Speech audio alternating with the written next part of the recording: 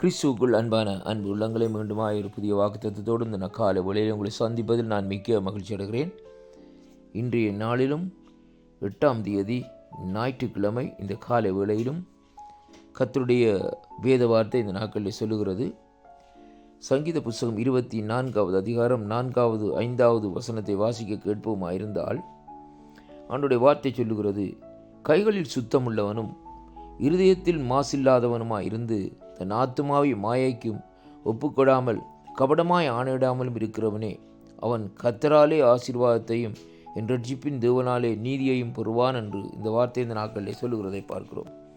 அன்பு பிள்ளைகளே, இந்த அருமையான இந்த சங்கீத பகுதியிலே சொல்லப்படுகிற காரியம், அங்கே இந்த பகுதியிலே தொடக்கத்திலே சொல்லப்படுகிறது மகிமையின் ராஜா என்று சொல்லி ஆண்டவரை குறித்து இந்த நாட்களில் சொல்லப்படுகிறதை பார்க்கிறோம். ஆனாலும் அந்த மகிமையின் ராஜாவை தரிசிப்பதற்கு, அந்த மகிமையின் ராஜாவுடைய சமூகத்திலே நாங்கள் நிற்பதற்கு முதலாவது வேதம் சொல்லுகிறது, கைகளிலே சுத்தமுள்ளவனாய் இந்த நாட்களில் இருக்க வேண்டும். இரண்டாவதாக மாசில்லாதவனாய் இந்த நாட்களில் இருக்க வேண்டும். மூன்றாவதாக தன் ஆத்துமாவை மாயைக்கு ஒப்புக்கொடாமல் இருக்க வேண்டும். நான்காவதாக கபடமாய் ஆணையிடாமல் இருக்கிறவன் என்று சொல்லி இந்த நாட்களில் இந்த 4 காரியங்கள் சொல்லுகிறது.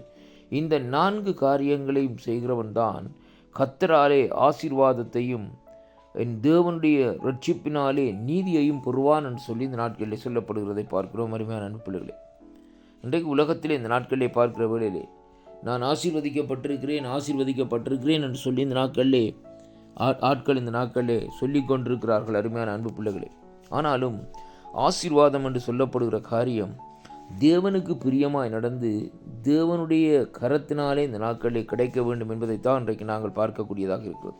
ஏனென்றால் இன்றைக்கு பிசாசனுடைய தந்திரங்கள் அவன் கூட இந்த நாட்களில் ஒரு ஜனத்தை இந்த நாட்களில் ஆசீர்வதிக்கக்கூடியதாக இந்த நாட்களில் இருக்கும். அருமையான அன்பு பிள்ளைகளே, ஆனாலும் பிசாசனுடைய தந்திரத்தினால் வருகிற ஆசீர்வாதமும் ஆண்டவருடைய கரத்திலிருந்து வருகிற ஆசீர்வாதத்துக்கும் அநேக வித்தியாசங்கள் இந்த நாட்களில் உண்டு என்று சொல்லி இன்றைக்கு நாங்கள் பார்க்கிறோம். அவனுடைய ஆசீர்வாதங்கள் ஒரு பொய்யான ஆசீர்வாதங்களாக, நிரந்தரம் இல்லாத ஆசீர்வாதங்களாக இந்த நாட்களில் இருக்கிறதை அங்கே காணக்கூடியதாக இருக்கிறது. ஆனால் என் ஆண்டவருடைய ஆசீர்வாதங்கள் அது இந்த நாட்களிலே எப்படியாக இருக்குமாம், அது இந்த நாட்களிலே நிலைத்திருக்குமாம் என்று சொல்லி இந்த நாட்களை பார்க்கிறோம். பாருங்கள், இன்னும் ஒரு காரியத்தை நாங்கள் அறிந்திருக்க வேண்டும். ஆண்டவருடைய ஆசீர்வாதங்கள் தாமதமாகித்தான் இந்த நாட்களில் அந்த காரியங்கள் இந்த நாட்களில் நடக்கும். ஏனென்றால் என்னுடைய ஆண்டவர் இந்த நாட்களில் இதையும் உடனே இந்த நாட்களில் செய்ய மாட்டார். எல்லாவற்றையும் ஆறுதலாக, அமைதியாக இந்த நாட்களிலே சரியாக சீரான முறையிலே தான் இந்த நாட்களிலே அங்கே அவர் கொடுக்கிறதை அங்கே காணக்கூடியதாக இருக்கிறது.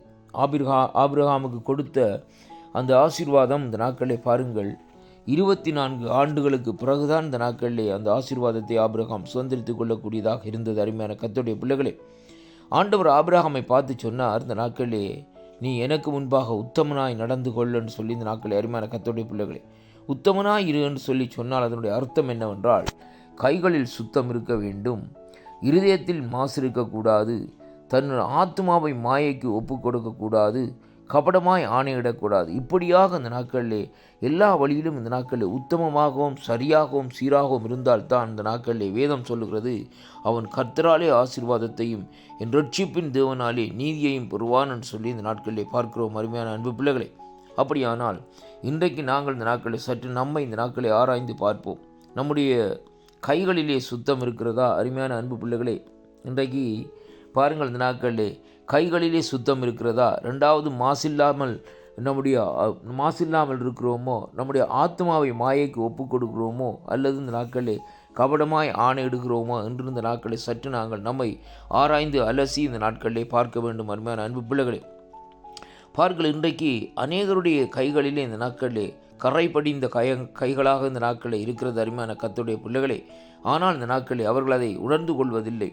தாவீதை குறித்து வேதம் சொல்லுகிறது, ஆண்டவர் சொல்லுகிறார், உன்னுடைய கரங்கள் இந்த நாட்களில் யுத்தத்திற்கு போய் உன்னுடைய கரங்களிலே இரத்தக்கரை படைந்திருக்கிறது, அதனாலே நீ ஆலயத்தை கட்ட முடியாது, உன்னுடைய குமாரன் அந்த ஆலயத்தை கட்டுவான் என்று சொல்லி ஆண்டவர் இந்த நாட்களில் சொல்லுகிறதை பார்க்கிறோம். அதே விதமாக இன்றைக்கு நாங்கள் நம்மை இந்த நாட்களிலே நம்முடைய வாழ்க்கையில் ஒரு சுத்திகரிப்பை, நம்முடைய வாழ்க்கையில் இந்த நாட்களில் தேவனுக்கு பிரியமாக இந்த நாட்களில் நடக்கிற வேளையிலே தேவனுடைய ஆசீர்வாதத்தை நாங்கள் பெற்றுக்கொள்ளுகிறவர்களாக இந்த நாட்களில் இருப்போம். அருமையான அன்பு பிள்ளைகளே, அது மட்டுமல்ல, அவர் மூலமாக இந்த நாட்களிலே அங்கே நீதியையும் நாங்கள் பெற்றுக்கொள்ளுகிறவர்களாக இருப்போம். இந்த வாக்குத்தத்தம் உங்களுடைய வாழ்க்கையில் ஒரு ஆசீர்வாதத்தையும் திருப்பத்தையும் கொண்டு வரும் என்று இந்த நாட்களில் விசுவாசிக்கின்றேன். வாக்குத்தத்தங்களை விசுவாசியுங்கள், தேவனிடத்திலே திரும்புங்கள். உங்களுடைய இருதயங்கள் கைகளில் இந்த நாட்களில் சுத்தமாயும் மாசில்லாமலும் இருந்து இந்த நாட்களிலே தேவனிடத்திலே வந்து சேருங்கள். கர்த்தர் உங்களை நிறைவாக ஆசீர்வதிப்பாரா.